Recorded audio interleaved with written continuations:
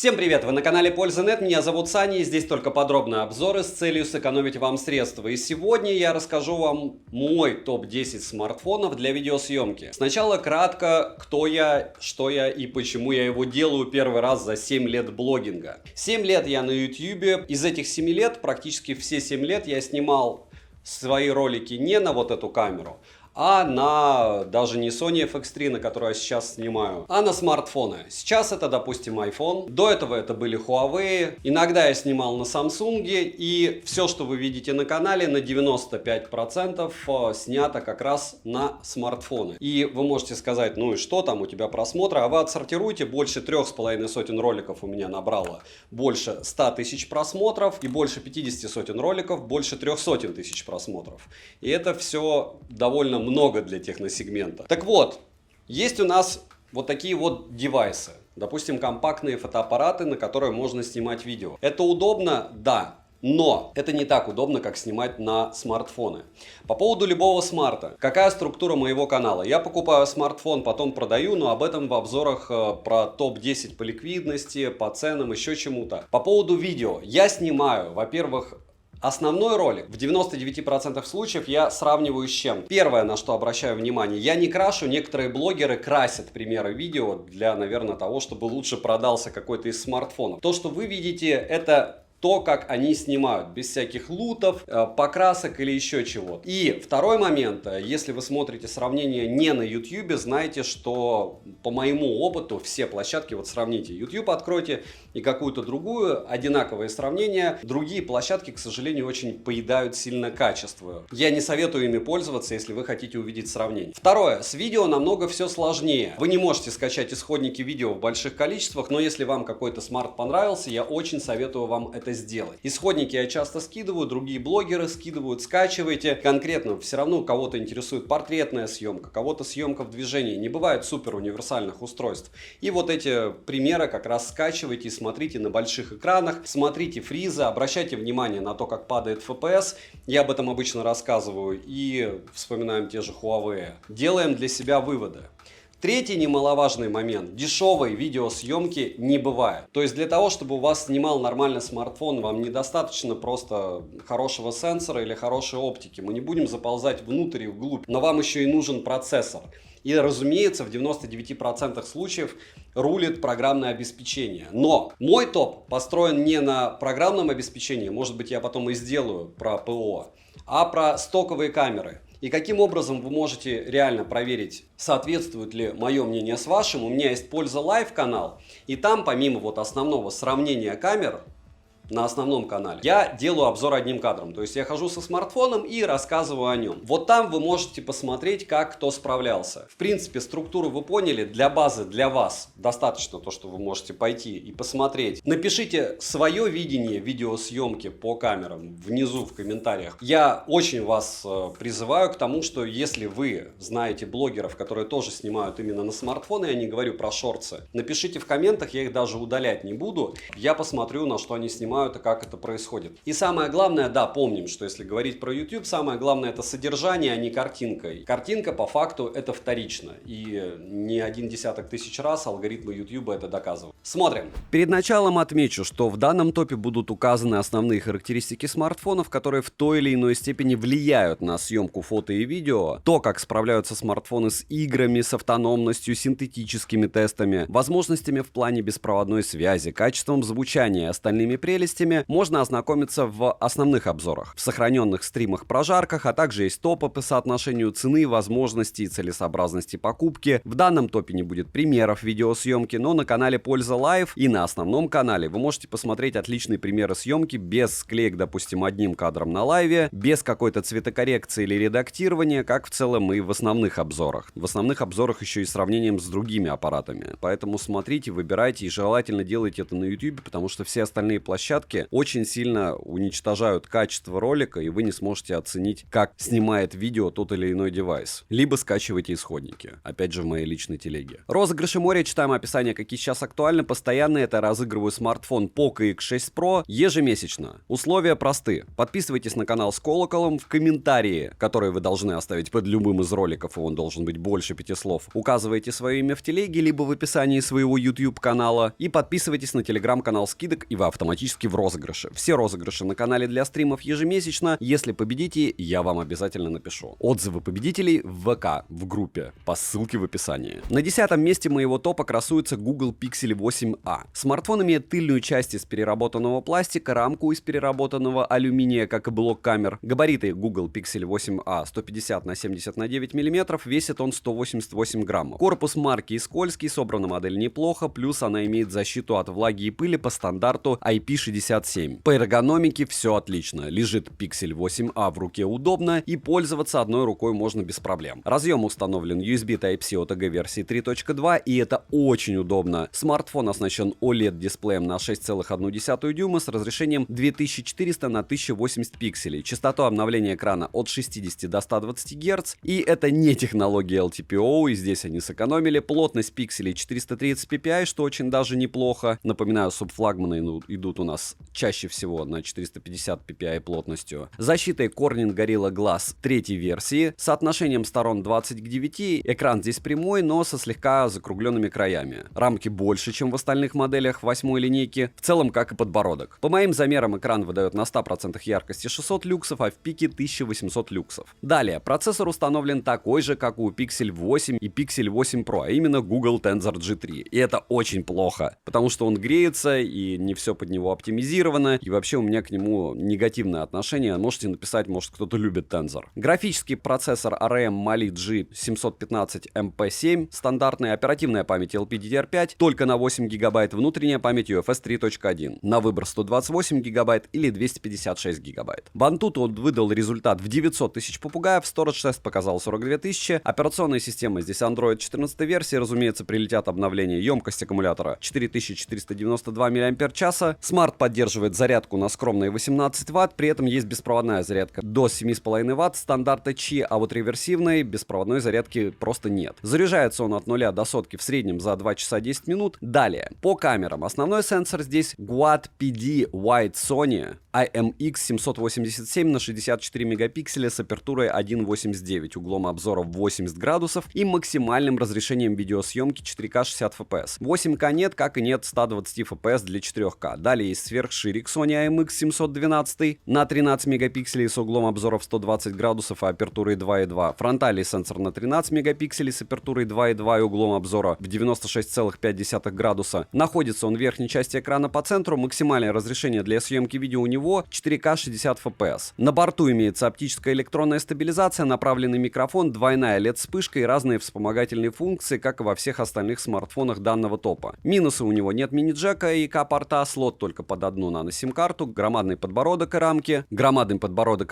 шим у экрана и медленная зарядка. Резюмирую, Google Pixel 8a отличный выбор за свою стоимость для фото и видеосъемки. По видео он неплох, но альтернатив с учетом стоимости именно по видео у него хватает, а вот по фото не так и много, плюс по видео он довольно прилично красит. На 9-м месте моего топа красуется смартфон Honor 200 Pro. И да, в глобалке он стоил выгодно, кстати, все цены, повторяюсь, что будут в конце. Вам покажу, сколько они на распродажах стоят. И понятно, что распродажа раз в месяц, и иногда надо прийти и купить в магазин, но, опять же, вы уж танцуйте тогда от ваших условий. Обычно камерафоны не покупают из разряда «я проснулся, побежал и купил». Продолжим. Эргономика смартфона неплохая, грани закругленные, тыльная часть выполнена из стекла, а рамка пластиковая. Весит Honor 200 Pro 200 граммов. Габариты 163 на 75 на 11,6 мм и 8,5 мм без блока камер. Данные характеристики также важны при выборе смартфона как для видео, так и для фотосъемки, так как от этого зависит удобство использования, а также возможности использования различных вспомогательных аксессуаров. Хорошо, что есть защита от влаги по стандарту IP65, но, конечно же, намеренно его топить не стоит. Разъем USB Type-C OTG версии 2.0, это плохо, и по кабелю будете долго скидывать файлы. Honor 200 Pro оснащен AMOLED-дисплеем диагональю 6,78 дюйма с разрешением 2700 на 1224 пикселя Full HD+. Плотность пикселей 437 ppi и соотношение сторон 19,8 6,85 к 9. Экран прямой со слегка закругленными краями, рамки небольшие, как и подбородок, но он в наличии. Также кому-то может не понравиться, что вырез под фронтальную камеру вытянутый, так как он использует дополнительный сенсор. Кого-то они копируют, правда? Яркость по моим замерам 800 люксов, в пике 2000 люксов. Далее. Процессор установлен Qualcomm Snapdragon 8S Gen 3, а графический процессор Adreno 735. Оперативная память LPDDR5X на 12 и 16 гигабайт, внутренняя память UFS 4.0 на 256 гигабайт, 512 гигабайт и 1 терабайт. В Antutu он выдал результат в 1 миллион 290 тысяч попугаев, Storage тест показал 108 тысяч, что не очень много. Операционная система Magic OS 8 на базе Android 14 версии, разумеется, будут обновления. Емкость аккумулятора 5200 мАч, Smart поддерживает быструю проводную зарядку до 100 Вт, беспроводную до 66 Вт и реверсивную. Заряжается он от 0 до сотки за 35 минут. Теперь перейдем к камерам. Основной сенсор OmniVision OVH 9000 на 50 мегапикселей с апертурой 1.9, оптической стабилизацией и разрешением для видеосъемки 4К 60 FPS. Сверхширик на 12 мегапикселей с макрорежимом цифровой стабилизации, углом обзора в 112 градусов и апертурой 2.2. А также есть телеобъектив Sony IMX 856 на 50 мегапикселей с апертурой 2.4, оптической стабилизацией, 2,5-кратным оптическим зумом и 50-кратным цифровым зумом. С фронтальной части установлен сенсор на 50 мегапикселей с апертурой 2.1, цифровой стабилизацией, дополнительным датчиком глубины и разрешением для видеосъемки 4К 30 FPS. В 4К 60 FPS съемка в течение 10 минут не отрубается из-за перегрева. Из интересного, во время сравнения в основном обзоре с Poco F6 я обнаружил, что 200 Pro хуже справляется со светом в ночное время суток на основной сенсор. Сверхширик лучше у Poco F6, а в сравнении фронтальных сенсоров ночью картинка с F6 более приятная и качественная. При этом баланс белого был лучше Honor. В режиме съемки селфи на основной сенсор без склеек смартфон показал себя довольно неплохо, автофокусировка работает корректно, но при смене с крупного плана на дальний автофокус прыгает. А также отмечу, что стабилизация отрабатывает по мне не лучшим образом. Но при постановочной съемке, что фото, что видео, будут очень даже приличными. Минусы: не металлическая рамка, плохой датчик приближения, нет 20-го бенда. И опять же это касается китайской версии, потому что Honor 200 Pro я гонял китайской версии. Глобальные, может быть, как-то где-то допилили, так же как Honor 200 я покупал, были оба они китайцы у меня. Сейчас я Honor 200 глобальной версии купил, он у меня уже на руках, тестирую. Резюмирую, Honor 200 Pro в общей картине выдает качественную картинку по сумме факторов. Смарт по мне интересный, комплект поставки хороший, на него снимать можно, железо неплохое, зарядка быстрая, но только 9 место. Хотя опять же, все, что есть в топе, все я могу рекомендовать для съемки. На 8 месте моего топа Honor Magic 6 Pro. И напоминаю, что у Honor, что у Huawei, по мне, очень большая беда с автофокусировкой. Как она и была 4-5 лет назад, так и осталась. Хотя у вас объем классный у картинки, с автофокусом, как бы телефон у них не стоил дорого или каким бы он новым не был, у меня всегда беда. Данная модель получила золотые награды от DxOMark в 2024 году за камеры не только, но, как вы понимаете, на практике смартфон этот не столь шикарен. Почему? Потому что, на секундочку, DxOMark поставил Honor Magic 6 Pro за фронталку на первое место. То есть он первое место по фронталке у него было. Почему у него 4К 30 FPS на фронталке, он первое место в DxOMark? Наверное, потому что у них особое отношение, а не потому что смартфон супер классный. Обычно на фронталке у топов должно быть 4К 60 FPS, правильно? Samsung, вспоминаем, Яблоки, еще много кто так делает. Весит смартфон 225 граммов, габариты 163 на 76 на 9 миллиметров. Рамка алюминиевая, по эргономике все неплохо, разъем установлен USB Type-C OTG версии 3.1, за что огромный плюс, файлы будут скидываться быстро с телефона. Смарт оснащен OLED Full View LTPO дисплеем на 6,8 дюйма с разрешением 2800 на 1280 пикселей, закругленными краями, защитой Honor Nano Crystal Shield, плотностью пикселей в 453 ppi, частоту обновления экрана от 1 до 120 Гц. Смотря на экран, рамки кажутся большими, но подбородка нет. По моим замерам, яркость на 100% 1100 люксов, а пиковая яркость 1800 люксов. Далее, процессор установлен Qualcomm Snapdragon 8 Gen 3, графический процессор Adreno 750, оперативная память LPDDR5X доступна на выбор 12 и 16 гигабайт, внутренняя память UFS 4.0 на выбор 256 гигабайт, 512 гигабайт и 1 терабайт. В Antutu выдал 1 миллион 623 тысячи попугаев, Storage тест показал 205 тысяч. Операционная система Magic OS 8 на базе Android 14 версии, разумеется, будет обновляться. Система работала неплохо, русский язык в стоке, разумеется, есть, Google сервисы тоже. К слову, я его также тестировал в китайской версии, а не глобальной. Емкость аккумулятора 5600 мАч, Smart поддерживает быструю зарядку на 80 Вт и беспроводную до 66 Вт. Заряжается от 0 до сотки за 42 минуты, но время зарядки всегда меняется. включается рандомно, иногда быстрее, иногда медленнее. Опять же, мне так везло. По камерам. Основной динамический сенсор Falcon OmniVision OVH9000 на 50 мегапикселей с апертурой 1.4 и до апертуры 2.0. Оптическая стабилизация, лазерная автофокусировка и разрешением для видеосъемки 4К 60 FPS. Сверхширик S5KG-N1 на 50 мегапикселей с углом обзора в 122 градуса, апертурой 2.2 и макросъемкой. Телеобъектив с перископом Samsung SSL HP3 на 180 мегапикселей с апертурой 2.6, 2,5-кратным оптическим зумом, 100-кратным цифровым зумом и оптической стабилизацией. С фронтальной части мы имеем основной сенсор на 50 мегапикселей с апертурой 2.0, углом обзора в 90 градусов, автофокусировкой и 3D датчиком глубины. Максимальное разрешение для съемки видео фронтального сенсора 4К 30 FPS, 60 FPS нету. Может быть, добавили. Кстати, кто-то писал, что добавили, но у меня девайса нет на руках. Поэтому, если у вас вдруг он есть и появилось 60 FPS, напишите. Фронталка с роллинг-шаттером. Качество съемки на фронтальную камеру оставляет желать лучшего. Она снимает шумами даже в дневное время суток. Переключение между камерами с тыльной части неплавное. Во время видеосъемки нельзя переключаться с основного сенсора на фронталку, как у тех же Samsung, для примера. Ну, у яблок тоже нельзя. Минусы: нет 8К для основного сенсора. При старте продаж не было 4К 60 FPS на фронтальном. Нет мини-джека, нет возможности расширить память, вставив microSD. Проблема при установке различных программ, возможно, их уже устранили. Ненастраиваемые вибромоторы и перекос по звуку. Его тоже можно победить, но не всегда. Плюс смарт сбрасывал яркость при нагрузке. Резюмирую, Honor Magic 6 Pro очень неоднозначный смартфон, но к плюсам можно отнести объемное фото и видео, что не встретишь в других смартфонах. Есть в Huawei, но Huawei сбрасывают FPS и просто обрубают съемку. Все три смартфона, что у меня были, Puro 70, 70 Pro, 70 Ultra, одинаковая история. Будем допускать, что мне не везет, и я купил слишком много хуавеевского брака. У Honor такой истории нет. Смарт можно смело покупать, но за глобальную версию переплачивать лично я бы не стал, потому что в китайской, в принципе, все есть. То же самое. На 7-м месте моего топа Nubia Z60 Ultra. Данная модель имеет стеклянную тыльную крышку, металлические рамки. И да, несмотря на то, что я ZTE считаю брендом второго эшелона, именно по съемке,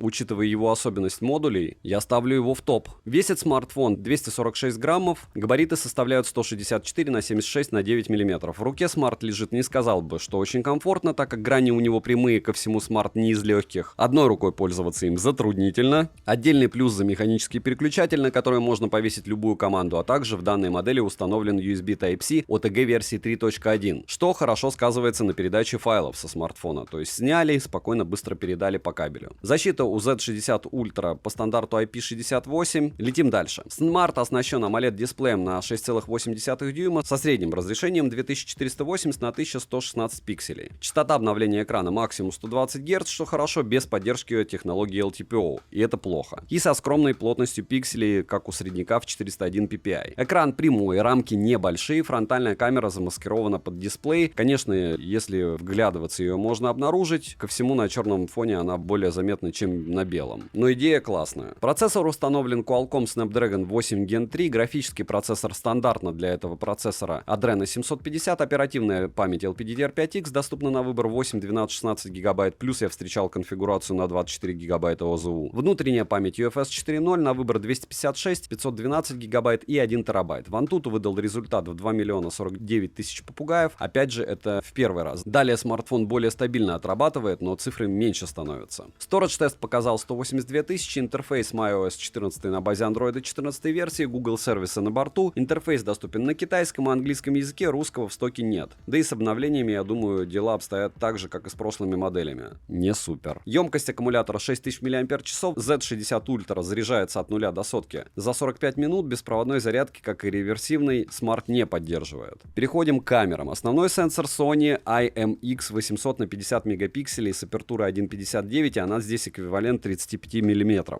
Оптическая стабилизация и максимальное разрешение для видеосъемки 8К 30 FPS, 4К 120 FPS также есть. Сверхширик на 18 мм OV50E на 50 мегапикселей с апертурой 1.8, оптическая стабилизация, автофокусировка и углом обзора в 100 градусов. Последний сенсор — это телеобъектив с перископом 85 мм OV64B на 64 мегапикселя с оптической стабилизацией, апертурой 3.3 и трехкратным оптическим зумом. Фронталка на 12 мегапикселей, максимальное разрешение для съемки видео у нее 1080p 30 fps. На данный момент нет возможности переключаться между сенсорами, ко всему сенсоры по цветопередаче отличаются, за что минус. Основной сенсор больше подойдет для портретной съемки, сверхширик нестандартный, ко всему реализовано приложение приложение камера не супер корректно. Фронтальная камера по мне бесполезна, так как качество очень плохое. Считайте, ее здесь нет. Минусы: плохой экран, нет мини-джека, плохое звучание, экран желтит, операционная система работает некорректно, нет беспроводной зарядки, спрятанная фронталка, как я говорил уже, бесполезная. Это только небольшая часть болячек. Данному смартфону посвящены страницы проблемы решений на разных форумах. Резюмирую, Nubia Z60 Ultra не супер флагман по видео и фотосъемке. Экран лично мне вовсе не понравился, но у меня камера не потели. К плюсам отнесу уникальный основной сенсор в 35 мм. Кому нужна именно такая картинка, ее давать может только он из смартфонов. У него отличная эргономика и дизайн. Смартфон не для всех, а для тех, кто любит все самостоятельно настраивать. Но если вы это сделаете, и вы знаете, что делать с 35 мм, это прям пушка-бомба-гонка. Не для обывателя. Я не говорю про профессиональный режим. На 6-е место я поставил Oppo Find X7 Ultra. В первую очередь, потому что не особо удобно снимать им, так как вес смартфона составляет 223 грамма. А прибавьте туда еще какую-нибудь ручку или чехол, и вообще будет космос, правда? Габариты огромные, смарт достаточно крупный, рамка смартфона выполнена из алюминия, тыльная часть из искусственной кожи. Но не полностью. Опять же, если без чехла носить, понятно, что с ней будет. Все будет плохо через полгода. Материалы качественные, сборка отличная, также есть защита от влаги и пыли по стандарту IP68. В руке смартфон держать комфортно, но пользоваться одной рукой затруднительно. Разъем для зарядки USB Type-C версии 3.2. Смарт оснащен изогнутым AMOLED LTPO дисплеем на 6,82 дюйма с разрешением 3168 на 1440 пикселей Quad HD+. Покрыт экран стеклом Corning Gorilla Glass Victus второго поколения, рамки не громадные. Плотность пикселей с запасом в 510 ppi, частота обновления экрана от 1 до 120 Гц. По моим тестам, экран максимально выдавал яркость 1800 люксов в пике. Процессор установлен Qualcomm Snapdragon 8 Gen 3, графический процессор Adreno 750, оперативная память LPDDR5X доступна на выбор 12 или 16 гигабайт. Внутренняя память UFS 4.0 на выбор 256 гигабайт или 512 гигабайт. Жаль, нету версии с 1 терабайтом внутренней памяти. В Antutu он выдал 1 961 000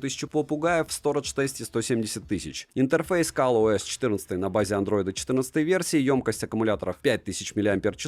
Смарт поддерживает быструю зарядку до 100 Вт, беспроводную до 50, а также реверсивную до 10. Заряжается смарт за 27 минут на 100%, от родного блока питания на 100 Вт. Что с камерами? Основной блок камер с тыльной части состоит из 4 сенсоров. Настройка камер совместно с Hasselblad, что уже стандартное явление. Основной сенсор Sony LEED 900 на 50 мегапикселей с лазерной автофокусировкой, оптической стабилизацией, апертурой 1.8 и максимальным разрешением для видеосъемки 4К 60 FPS. Далее есть телефотосенсор с перископом Sony IMX 858 на 50 мегапикселей с апертурой 4.3, автофокусировка, оптической стабилизацией, почти 6-кратным оптическим зумом и 120-кратным цифровым зумом. Еще один телефотосенсор Sony IMX 890 с перископом на 50 мегапикселей с автофокусировкой, оптической стабилизацией и 2,8-кратным, по-другому 3-кратным оптическим зумом. Округляем до 6 и 3.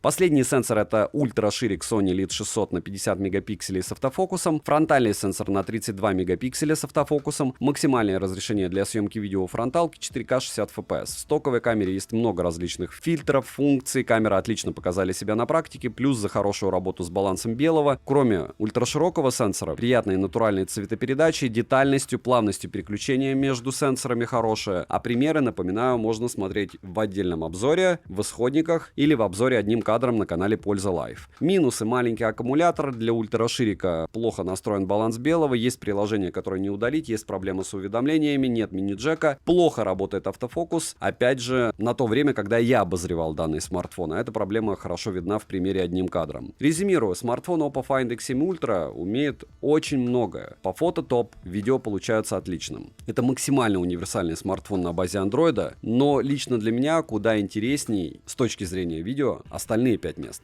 5-е место этого топа — это Samsung S24 Ultra. К слову, это лучший смартфон по соотношению цены-качества из флагманов, который я сейчас рекомендую, и покупать его много где можно, и на Яме, и на Авито. Вам выбирать, но его дроп цены, то, что цена упала капитальный с момента старта продаж, это даже хорошо. Вот его уже не с ликвидности, потому что S24 Ultra, S23 Ultra, S22 Ultra плюс-минус одно и то же, и торгуются 23 Ultra и 22 Ultra плюс-минус те же деньги. А то, что 25 Ultra будет сильно отличаться, это огромный вопрос. Мне так не кажется. Смартфон широкий, на 162 мм, на 79 и на 8 мм. К слову, это один из немногих смартфонов, который я купил второй раз. И Honor 200 я купил второй раз, кстати, для того, чтобы сделать сделать повторный обзор. Он реально классный. Весит он много, 235 граммов, но у него есть, разумеется, стилус. И это очень круто. Это единственный смартфон, который имеет стилус вообще из флагманов. Тыльная часть смартфона выполнена из стекла с матовым покрытием, рамка титановая, VS24 Ultra прямой экран, а не водопад, за что от меня отдельный плюс. Собран смарт отлично, качество материалов приятное. Смарт имеет водонепроницаемость по стандарту IP68, разъем USB Type-C OTG 3.2 Gen 1. Смарт оснащен дисплеем Dynamic AMOLED 2X на 6,8 дюйма с разрешением 3120 на 1440 пикселей, защитой Corning Gorilla Armor. Плотность пикселей 505 ppi, пиковая яркость по моим замерам 1700 люксов. Частота обновления экрана адаптивная от 1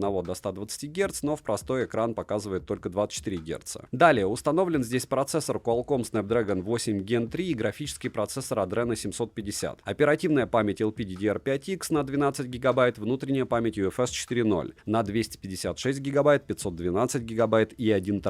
В Antutu он выдает 1 836 000 попугаев, а Storage Test показывает 179 000. Смарт построен на удобной операционной системе One UI версии 6.1 на базе Android 14 версии. Емкость аккумулятора здесь скромная для таких габаритов и такого размера экрана, 5000 мАч. Притом смарт поддерживает проводную зарядку до 45 Вт, быструю ее сложно назвать, правда, беспроводную зарядку на 15 Вт и реверсивную. Заряжается он от 0 до сотки в среднем за 1 час 10 минут. Вот в этом направлении им есть чем работать, надеюсь, в S25 Ultra зарядки будут пободрее. Основной сенсор здесь Samsung SSL HP2 на 200 мегапикселей с апертурой 1.7, двукратным зумом оптического качества с активацией технологии Adaptive Pixel, оптической стабилизацией и разрешением для видеосъемки 8К 30 FPS, 4К 120 FPS и ниже. Но 4К 120 FPS отсутствует для телевика, разумеется. Вообще я ни у кого из телевиков 4К 120 FPS не припомню. Можете написать, вдруг у кого-то есть. Далее мы имеем телефотосенсор Sony IMX 854 на 50 мегапикселей с апертурой 3.4, оптической стабилизацией, 5-кратным оптическим зумом и 10-кратным зумом оптического качества. И телефотосенсор на 10 мегапикселей с апертурой 2.4 с 3-кратным оптическим зумом. Сверхширик Sony IMX 564 на 12 мегапикселей с углом обзора в 120 градусов и апертурой 2.2. Автофокус Dual Pixel, фронтальный сенсор на 12 мегапикселей с автофокусом находится в верхней части экрана по центру и максимальное разрешение для съемки видео 4К 60 FPS. Смарт использует такие технологии, как Pro Visual и Space Zoom для ночной съемки, Super HDR и не только. Отмечу, что камеры действительно достойные, но меня смущает то, что алгоритмы на базе еды дорисовывают и улучшают картинку. В основном обзоре я сравнивал данную модель с iPhone 15 Pro Max, кому интересно, можете посмотреть. И плюс у меня еще были отдельные обзоры длинные, допустим, 1 неделя в Японии на Польза Live, тоже можете посмотреть, там часовой обзор снят на него. И на Huawei, кстати, также есть, на Pure 70 Pro и на Fold 6. В общем, посмотрите, потому что мои глаза вас могут обмануть, а ваши глаза точно вас не обманут. Шумов во время ночной съемки много, стабилизация слегка дерганая, цветопередача слегка перекручена, работа со светом некорректная, телевик X5 не актуален, как по мне, при этом данная модель показала себя в плане видеосъемки очень круто. Минусы: поддержка зарядки всего на 45 Вт, скромный комплект поставки, шим у экрана и резюмирую. Samsung S24 Ultra смартфон, который не особо изменился по сравнению с прошлой моделью. Экран, камеры не отличаются практически от прошлой модели, все еще приличный шим, пусть и не космический, они его частично победили. Оболочка классная, но настолько многоуровневая, что можно сломать голову. Поддержка и-фишек давно есть в пикселях и не только, есть в отдельных программах, так что на вашем месте я бы не велся, с одной стороны. С другой стороны, их онлайн-перевод все-таки интересная штука. Кто пользовался, можете написать. На 4-м месте моего топа смартфон, на который снято, наверное, роликов 200 на этом канале. Это Apple iPhone 15 Pro Max. Вес смартфона 221 грамм, габариты 159 на 76 на 8,3 мм. Тыльная часть выполнена из матового стекла, рамка титановая, ну а с фронта стандартно здесь Ceramic Shield с неплохим олеофобным покрытием. Защита от влаги стандарта IP68, в руке смарт лежит приятно, но он большой и довольно увесистый. Одной рукой пользоваться смартфоном затруднительно. На корпусе есть новая кнопка, на которую можно повесить любую команду из предоставленных в настройках. Разъем USB Type-C версии 3.0 с поддержкой технологии OTG DisplayPort. Смарт оснащен Super Retina XDR OLED дисплеем на 6,7 дюйма с разрешением 2796 на 1290 пикселей и плотностью пикселей в 460 ppi. Динамический остров стандартно на борту для отображения оповещений и действия в режиме реального времени. Матрица экрана абсолютно плоская. Экран очень яркий. Также отмечу, что с одной стороны большой экран у одного или другого смартфона это удобно для обработки фото и видео на самих смартах, а с другой стороны это большой вес FPS и габариты, которые не совсем удобны. А мы с вами сейчас говорим о видеовозможностях в первую очередь, и они получаются ограниченные по этой причине. Долго вы его держать не сможете, не особо удобно, плюс довольно бесполезный телевик, но к этому я приду еще.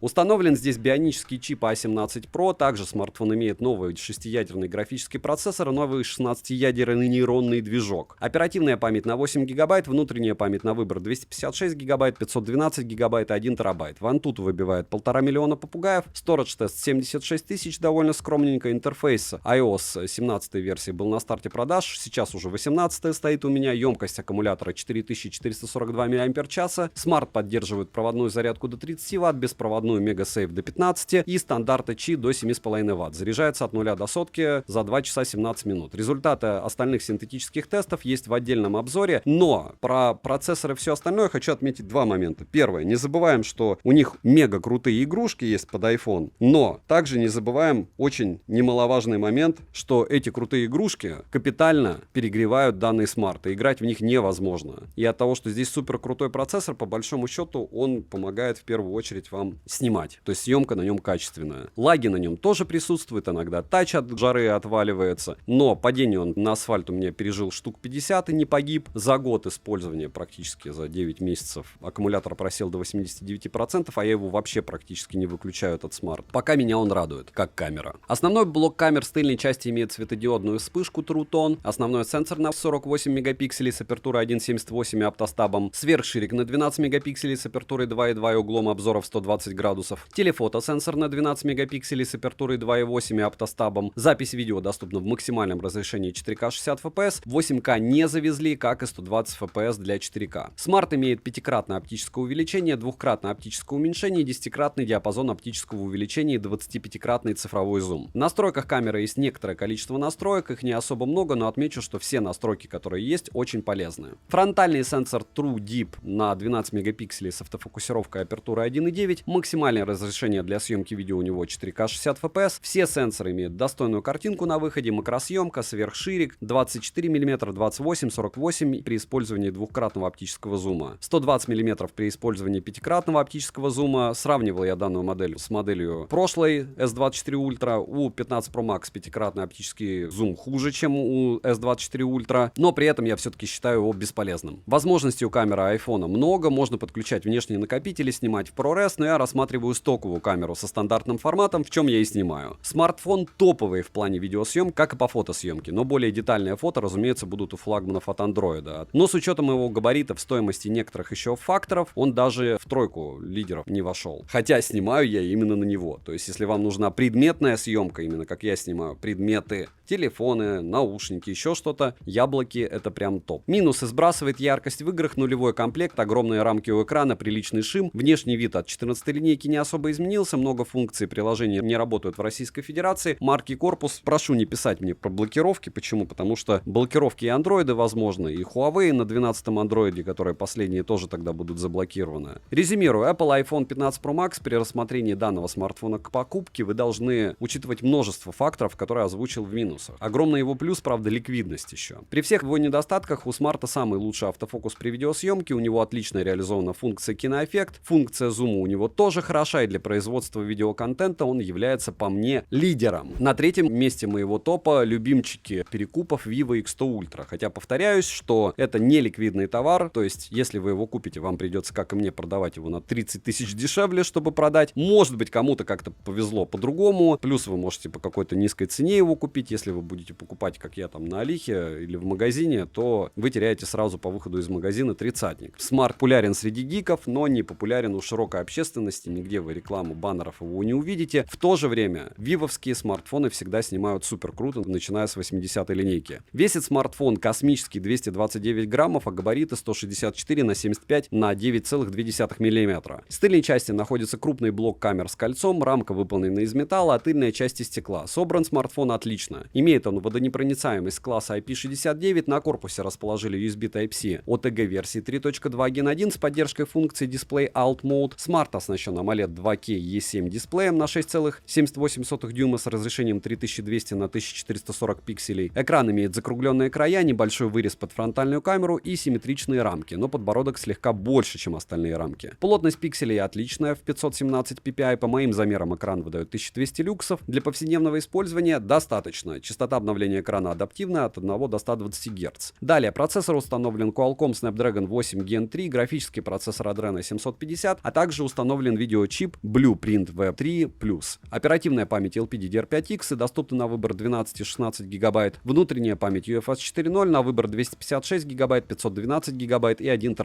Antutu выдает 1 983 000 попугаев, а Storage Test показывает 174 000. Операционная система Origin OS 4 на базе Android 14 версии, емкость аккумулятора 5500 мАч и смарт поддерживает быструю зарядку до 80 Вт, беспроводную до 30 и реверсивную. Заряжается за 44 минуты от 0 до сотки на 100%. Перейдем к камерам. Основной блок камер с тыльной части состоит из 3 сенсоров и тройной LED-вспышки. Над камерами Vivo работали совместно с Zeiss. Блок камер покрыт стеклом Zeiss T. Основной сенсор LEED 900 на 50 мегапикселей с апертурой 1.8, лазерной автофокусировкой, оптической стабилизацией, разрешением для видеосъемки 8К 30 FPS, 4К 120 FPS, 4К 60 FPS и ниже. Сверхширик Sony LEED 600 на 50 мегапикселей с апертурой 2.2, цифровой стабилизацией и углом обзора в 116 градусов. Последний сенсор — это телефотосенсор Samsung SSL HP9 на 200 мегапикселей с апертурой 2.7, фокусным расстоянием 85 мм и оптостабом. Фронтальный сенсор на 50 мегапикселей, максимальное разрешение для съемки видео у него 4К 60 FPS, имеется возможность переключения между сенсорами во время записи видео, различные режимы, фильтры, шаблоны для фото и видеосъемки, а также большое количество различных технологий для более качественной фото и видеосъемки. В плане фото и видеосъемки смартфон отличный выбор, но есть одно но — это стабильность во время съемки. Съемка видео изредка подтормаживает, плюс стабилизация отрабатывает не всегда корректно, картинка изредка кажется желейной, иногда встречается плохая работа со светом в тех локациях, где в целом проблем не было, но телефотосенсор снимает отлично, изображение объемное, цветопередача однозначно подойдет многим, но она перекручена, то есть Vivo всегда красит. Стабилизация видео по мне хорошая, плавная и без рывков. Минусы: проводная зарядка, как и беспроводная, менее быстрая, чем в Pro версии, нет поддержки eSIM, мини-джека нет, слабый динамический диапазон у фронталки, конский ценник, затычка в основном модуле и сброс яркости. Резюмирую, Vivo X100 Ultra, несмотря на все недостатки, это смарт однозначно стоит своих денег. И если вам необходимы функции, которые нет у iPhone, у вас достаточно опыта общения с китайскими телефонами, это отличный кандидат для покупки как аналог видеокамеры. Почему? Потому что здесь еще и телевик адекватный. То есть повторяю, что iPhone 15 Pro Max не выше по той причине, что его телевик абсолютно бесполезен и по мне очень даже плохого местами качества для видео. На втором месте моего топа Google Pixel 8 Pro. Да, смешно, я не советую пиксели вообще, но в то же время, если вы посмотрите примеры видео и фотосъемки лично у меня, они отрабатывают всегда круто. И да, они тоже красят, как и Vivo, но чуть-чуть по-другому. И у меня есть ощущение, когда-то делали Sony киношную картинку, вот что пиксели делают в автомате довольно киношную картинку. 213 граммов весит он. Тыльная часть выполнена из стекла Corning Gorilla Glass Victus 2 и рамки из алюминия. Грани закругленные, эргономика смартфона хорошая, лежит 8 Pro в руке комфортно и пользоваться одной рукой можно, но не так удобно, как младшей моделью, так как она легче и более компактная. Официальный класс защиты от водонепроницаемости IP68, утопление по моим тестам он пережил, разъем установлен USB Type-C OTG версии 3.2, экран установлен LTPO OLED на 6,7 дюйма с разрешением 2992 на 1344 пикселей и плавной частотой обновления экрана от 1 до 120 Гц. Соотношение сторон 20 к 9, покрыт он стеклом Corning Gorilla Glass Victus 2 версии, экран прямой, рамки не громадные и симметричные, плотность пикселей 489 ppi, при измерении яркости экран выдает 1500 люксов, но яркость он сбрасывает довольно быстро. Летим дальше. Процессор установлен Google Tensor G3, графический процессор ARM Mali G715 MP7, оперативная память LPDDR5X только на 12 ГБ, внутренняя UFS 3.1. Это ужасно. Для такой стоимости это прям очень плохо. И на выбор 128, 256, 512 ГБ и 1 ТБ.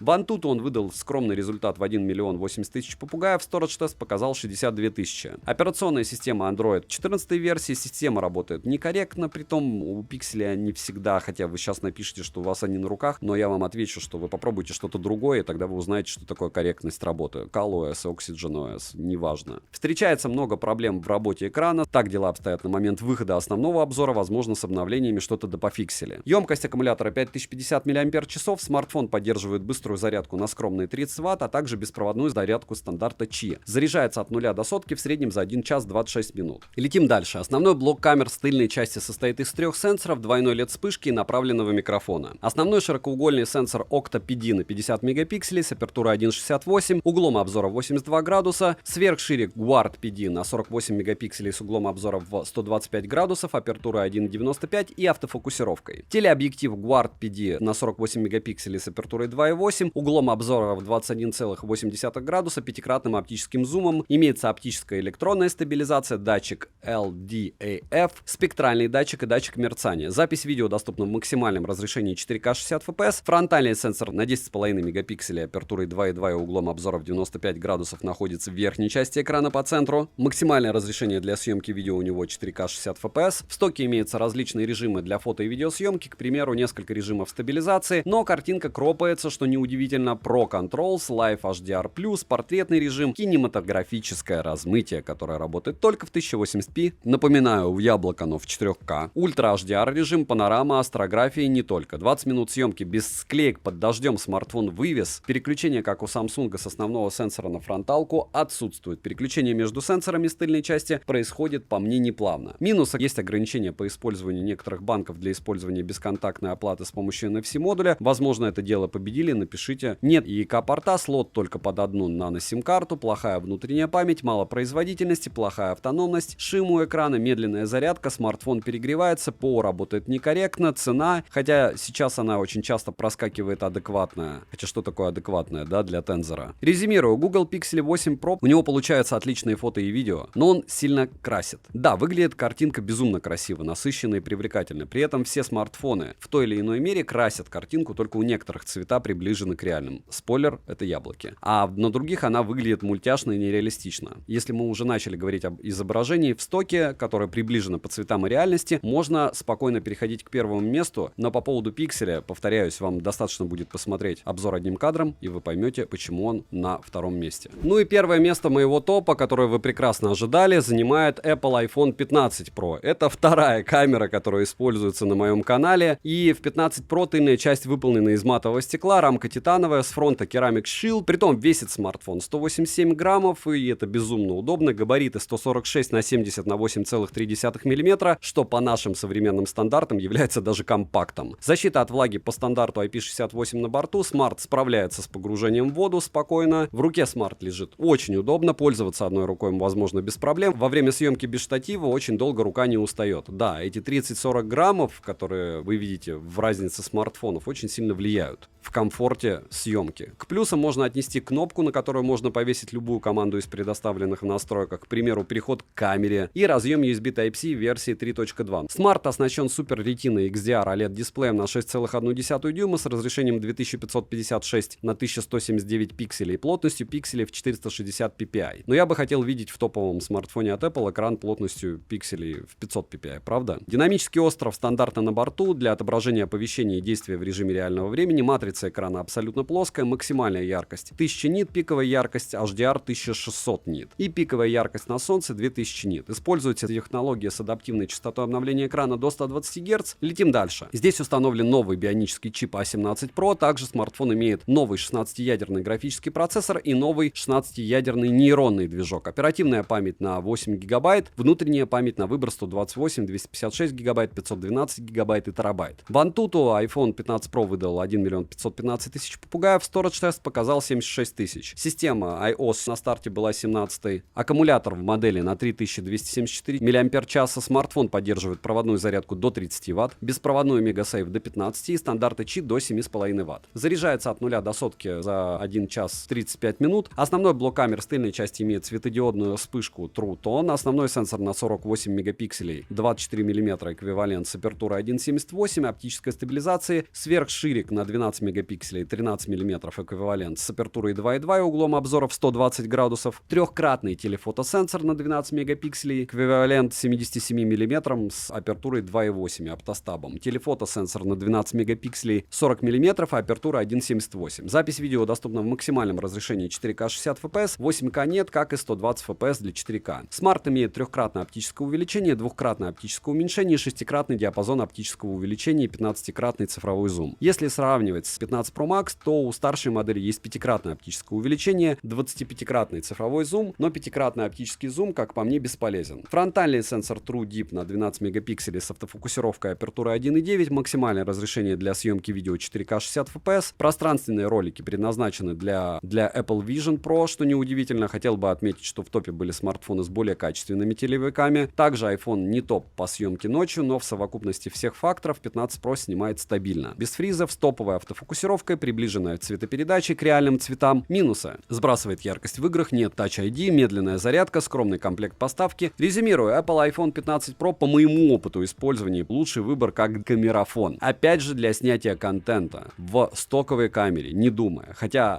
самая крутая оптика продается как раз под iPhone 15 Pro, самые крутые клетки и чего только там не придумано. Отмечу, что большинство приложений для видео и фотосъемки в первую очередь всегда затачиваются под iOS-системы, а именно под iPhone, после чего они оптимизируются под разные смартфоны на Android. Не забываем подписаться на телеграм-канал скидок, если хотите помочь проекту. Там я, кстати, выгружаю по 2 истории в день во время распродаж. И, может быть, чем-то вам помогаю этим делом. Ну и резюмировать я бы хотел, как всегда, долго и мучительно. Смотрите, для меня это в каком-то смысле этот топ выстрел в ногу. Я его не делал 7 лет. Почему я его не делал? Потому что сейчас придет очень много людей, которые будут со мной не согласны, и вполне возможно поднимется какая-то волна хейта. Ваше право думать по-другому. У меня взгляд, еще раз повторяюсь, ютубера, у которого 470 тысяч подписчиков на одном канале, на втором 42 и на третьем 7 тысяч. Если у вас есть другой взгляд, я повторяюсь, я очень прошу, чтобы вы дали мне пример того, кто также использует смартфоны. А теперь пройдемся по этой десятке. Напишите, кстати, свой топ внизу, если вы хотите хотя бы топ-3 смартфонов по видеосъемке. Пожалуйста, не ставьте мне в пример людей, которые раз в 3 месяца снимают ролик или раз в месяц делают постановочные видео, накидывают луты и говорят, что вот этот вот смарт классный. На что угодно, на тапик за $200 можно снять классно, если это постановочное видео. Тебе нужен просто свет, правильно выбрать локацию, лучше красивую девушку, и все, у тебя все будет продаваться. Плюс еще можно скачать, разумеется, какие-нибудь дополнительные программы, снимать в ProRes каком-нибудь, накидывать луты, и вы прекрасно понимаете, как все это сделать красиво. Я рассказываю, как это сделать все просто со стоковой камерой. Взял и снял. И что для этого лучше и удобнее, по моему мнению, человека, который снимает на смартфоны, про смартфоны. Ну и теперь по местам. Смотрите, 10 место Pixel 8a, уже 9 сейчас вышел. Вот он стоил на распродаже 29 800, то есть в среднем вы сможете его, я думаю, в течение месяца купить в 30-ку, если с курсом ничего не произойдет. Из всего топа он прямым текстом самый дешевый. По поводу того, насколько у него хороша картинка, можете посмотреть. Да, она в каком-то смысле фризит, но потом, когда ты это дело все скидываешь на компьютер, ты понимаешь, что с этим можно работать и на него можно снимать. 9 место Honor 200 Pro. И здесь мы танцуем не от цены, но я все равно напоминаю вам, что лучше знать ее дно. 41 890 за версию 12512. Мне Honor 200 Pro как смартфон не понравился, то есть он мои тесты провалил. У него избыточная мощность и она бесполезна, ничего там нигде не обуздали. С одной стороны. С другой стороны, снимает он хорошо и в районе 43-45 тысяч рублей. В глобальной версии, повторяюсь, это довольно неплохой вариант. Снимает он по видео очень достойно. 8 место это то, чего на Авито уже море. Это Honor Magic 6 Pro. И почему я говорю море, и почему его не особо любят? Съемка видео у него, по мне, очень даже хорошая. Он однозначно в топе. Но если вы сходите в магазин и потрогаете тот же Honor и тот же Huawei, в руках подержите Puro в ручках подержали, после этого Honor в ручках подержали, и у вас возникает вопрос, а почему Honor делает так странно? Возможно, кто-то выберет тактильно и визуально Honor. Но, повторяюсь, открываете Авито, и там в глобалке даже лучше цены бывают, потому что люди не знают, как его продать. Но видео он снимает классно. Недавно, кстати, у кого определенная сетка, видели, что они даже смс-ками уже продают смартфоны Honor. Мне друзья посылали, удивились. Давно смс-ками ничего не пытались продать, чтобы вы понимали, с точки зрения маркетинга, продавать смс-кой это супер дорого. На 7 месте моего топа Nubia Z60 Ultra. Это один из тех смартфонов, которые можно приобрести нереально дешево. Вот я его, по-моему, брал за 55. Мне кажется, что сейчас еще дешевле можно его купить. Это второй эшелон, объективно.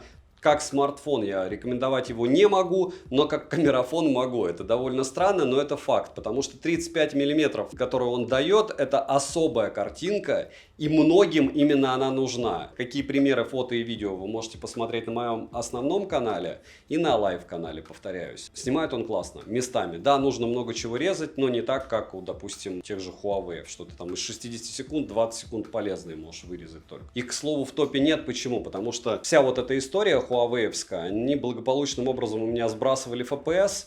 То есть, если ты долго снимаешь, он сбрасывает FPS. Плюс вырубались все на улице летом. И у меня нет ни одного обзора одним кадром, который бы смартфон вывез. А нужно было все время кропать. Там, по 5 минут он потом вырубился, через 4 минуты. Но это точно не топ. Ну что, шестое место Oppo Find X7 Ultra. В районе 60 его периодически торгуют на Авито. Для того, чтобы его приобрести глобале, то есть когда он к вам придет.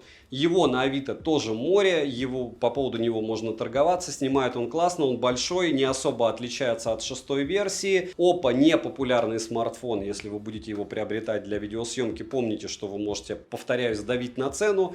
Народ накупил, зачем накупил, непонятно. Штука большая, с оповещениями нужно дорабатывать, чтобы у тебя все работало, и это все-таки китайский смарт. Супер классный, супер крутой. Люблю Oppo, люблю делать на него обзоры, не люблю его продавать, потому что я теряю там 20-30 тысяч на продаже их флагманов. Ликвидность — это другая история, вы же выбираете под себя и под съемку. Для съемки однозначно могу его рекомендовать, это прям имба. Разумеется, его серовозы пиарят вообще капитально, как и Vivo, потому что у них самая большая маржа с него. Но он реально снимает классно, и с этим я спорить не могу. С другой стороны, вот в таких вещах в основном рулит Авито. Если у вас рядом с домом есть человек, который устал его продавать, он может его продать вам очень выгодно. Смартфон хороший. И интересное пятое место. Вот смотрите, S24 Ultra когда-то нам казалось выгодно, когда его продают по 105 тысяч рублей. Сейчас его уже на Авито можно купить за 85, притом серовозов море, можно даже чуть-чуть дешевле. Его плюс, что он уже по мне дошел до дна ликвидности, то есть ниже цены уже не будет, может быть 80 где-то вы его и выцепите. Он не лучший по видеосъемке, он не лучший по фотосъемке, это не первое место однозначно,